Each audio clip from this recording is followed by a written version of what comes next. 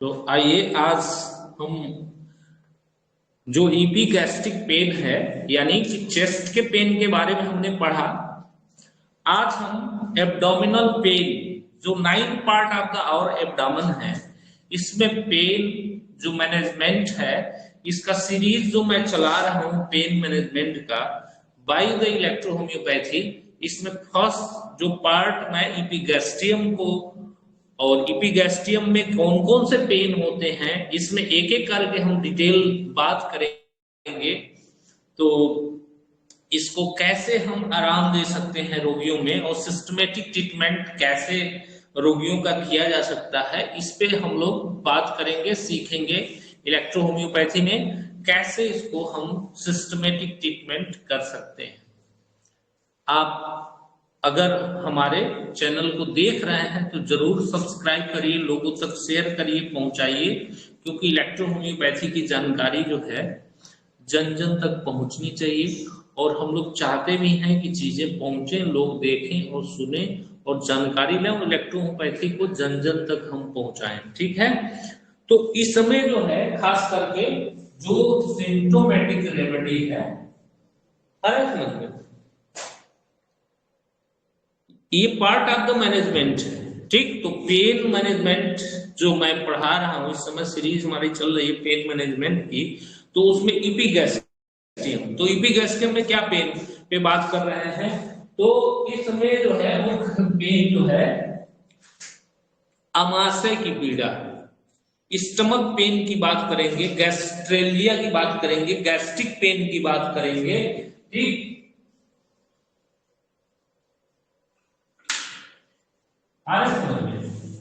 इसके पेन के बारे में बात करेंगे, इसके दर्द के बारे में हम बात करेंगे, इसको समझेंगे।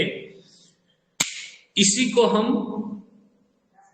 हार्ट बर्न भी कहते हैं कि सीना में मतलब हृदय में जलन, जैसे आम बोलचाल की भाषा में मिलते हैं, लोग ऐसा बोलते हैं, ऐसा होता है। ठीक, तो अब हमें क्या करना है। मान लो कि कोई यहां आके दर्द बता रहा है, आ रहा है मेरी बात समझ में, कि कोई आके इपिगैस्ट्रियम में क्या दर्द बता रहा है आपको, दर्द कोई बता रहा है अगर आपको इपिगैस्ट्रियम में आकर के, तो फर्स्ट ऑफ ऑल आपको समझना चाहिए कि क्यों दर्द है इसको। ठीक, क्या कारण है। अगर खास करके आमाशयिक दर्द है तो विभिन्न प्रकार के कारण इसके हो सकते हैं। एक तो फंक्शनल कारण हो सकता है और एक स्ट्रक्चरल कारण, यानी कि वहां पे संरचना में परिवर्तन के कारण। जैसे मान लो कि यहाँ पे अपच के कारण दर्द हो सकता है, खाना न पच रहा हो, आ रहा है समझ में, अपच के कारण दर्द हो सकता है। उसके बाद विभिन्न प्रकार के जो सूजन वगैरह हैं, आ रहा है समझ में, स्टमक में सूजन हुआ है, गैस्ट्राइटिस है, या विभिन्न प्रकार के वहां अल्सर हो गए हैं, या कुछ भी है, तो relation of the pain with the food, इसमें हमें क्या करना है। हिस्ट्री टेकिंग, दर्द परमानेंट बना हुआ है या खाने के बाद घटता है, बढ़ता है, दर्द का समय क्या है, दर्द की टाइमिंग क्या है, दर्द कब होता है, दर्द किस टाइम ज्यादा होता है, ये सब तमाम चीजें जो हैं हमें क्या करनी है, रिगार्डिंग द उसके समझनी है। समझ गए बात को। अब उसमें जो है मुख्य रूप से एसिड बनने के कारण, खाली पेट रहने के कारण दर्द हो रहा है, मतलब ये regarding the symptoms the patient को हमें क्या करना है कि पूछना है, इन चीजों को लेना है, उसकी केस टेकिंग लेनी है, उसकी तमाम सारी चीजें लेनी है, तभी हम इलाज कर सकते हैं। ठीक, लेकिन अगर हम उसका ट्रीटमेंट शुरू करते हैं, ट्रीटमेंट जो है देते हैं, तो इसमें जो है क्या क्या दे सकते हैं, क्या क्या हम कि जैसे इसके पेन को खत्म किया जा सकता है और किस तरीके से इसको ठीक किया जाए। तो एक्सटर्नल रूप में मुख्य रूप से मैंने क्या बताया तुमको कि किसी भी तरह के सिम्टोमेटिक रेमेडी जो हम सेलेक्ट करते हैं तो मुख्य रूप से क्या करते हैं, the circulatory remedy there, then the nervous remedy there, ठीक, और फिर उस अंग की दवाई। समझ गए बात कि उस अंग की। तो यहां पे C5 F2 Y, समझ गए, यहां C15 भी लगवा सकते हो, एप्लीकेट करा सकते हो, और WE, समझ गए। S5C5 क्यों देते हैं, कभी ध्यान देना। तो S5C5 जो है हर अंग के पास जो है मसल्स होती है, इसी कारण उसमें स्पाज्म होता है या पेन होता है, इसी कारण से हम यूज करते हैं। उसमें खास करके रिलेशन होता है। लेकिन अंदर मान लो कोई चीज हुआ है, सूजन हुआ है अंदर, ठीक, तो उसमें C15 भी है, C15 भी है, तो उसको लगवा सकते हैं। और सूजन की अवस्था है, मतलब अलग अलग अगर अवस्था है तो अलग अलग चीजों को हम क्या कर सकते हैं, लगवा सकते हैं, अलग अलग अवस्थाओं को चूज कर सकते हैं कि इन अलग अलग अवस्थाओं को क्या कर सकते हैं, चुन सकते हैं, अलग अलग चीजों को दे सकते हैं। तो अगर मान लो वहां पे अल्सर वगैरह हो, मान लो प्रदाह हो, अल्सर हो, तो वहां पे हम अल्सर हो, प्रदाह हो, तो उसमें इसी में हम B और G आ रहा है समझ में, एप्लीकेट करा देते हैं। और C5 या C15 रहेगी, इसी में क्या करेंगे, B या G की पट्टी उस पे दे सकते हैं साथ में।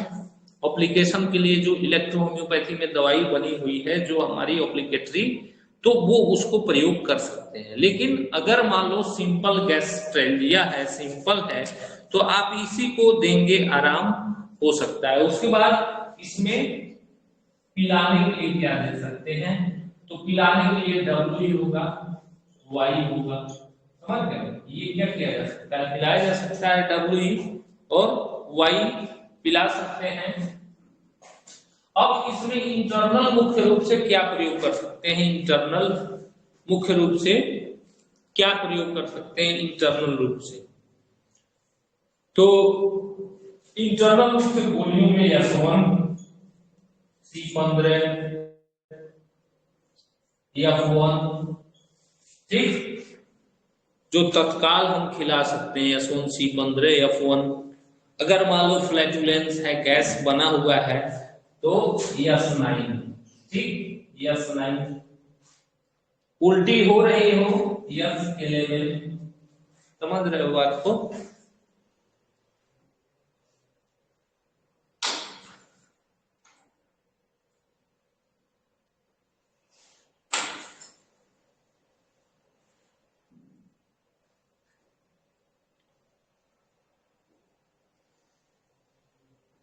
उसके बाद जरूरत के आधार पे इसमें C6 A2 S10, ठीक, S10 भी आप दे सकते हैं, C6 A2 S10। ये गोलियों के रूप में जैसे दर्द कर रहा है तो उसको तत्काल अपनी क्लिनिक पे खिला के आराम दे सकते हो। ड्यू टू, तुम्हें समझ में आ रहा है क्या, स्टमक के कारण इसको पेन हो रहा है, इसको स्टमक के कारण पेन क्रिएट हो रहा है, समझ गए। तो आप इन दवाओं का प्रयोग करके उसमें रिलीफ दे सकते हो, तत्काल रिलीफ दिया जा सकता है। तो ये हम पढ़ा रहे हैं आपको अपने YouTube चैनल पे, पेन मैनेजमेंट को पढ़ा रहे हैं। तो इसलिए इन चीजों को हमें इस हिसाब से हम कर सकते हैं कि हम इन औषधियों का उपयोग ये अलग अलग तरह के दर्दों में, तो इसको आज मैंने फोकस किया किसमें कि अमाशय में। तो अमाशय में अगर मान लो यहाँ पे वहां पे अल्सर है, घाव है, सूजन है, तो इसी में क्या करना है, बी और जी जोड़ देना। समझ गए बात को? इसी में बी और जी एप्लीकेशन वाले में जोड़ देना है, और यहाँ पे पिलाने वाले में भी तुम जी दे सकते हो, अल्सर में जी जोड़ देना है। समझ गए बात को? पिलाने वाले में। और बाकी हम ट्रीटमेंट में ये जो दर्द का आराम देने का है तो सेम दवाई देंगे आपको, गोलियों में आपको रिजल्ट जो है देखने को मिल सकता है, रिजल्ट जो है उसमें मिलेगा, रिजल्ट आपको मिल सकता है। इन गोलियों से, इन दवाओं से आप रिजल्ट पा सकते हैं। तो इसको जो है जरूर हम उपयोग करेंगे इन अवस्थाओं में, इन चीजों में हम उपयोग कर सकते हैं और लाभ ले सकते हैं। तो इस तरीके से हम इपिगैस्ट्रियम का जो पेन है इसको लाभ दिया जा सकता है। और जरूर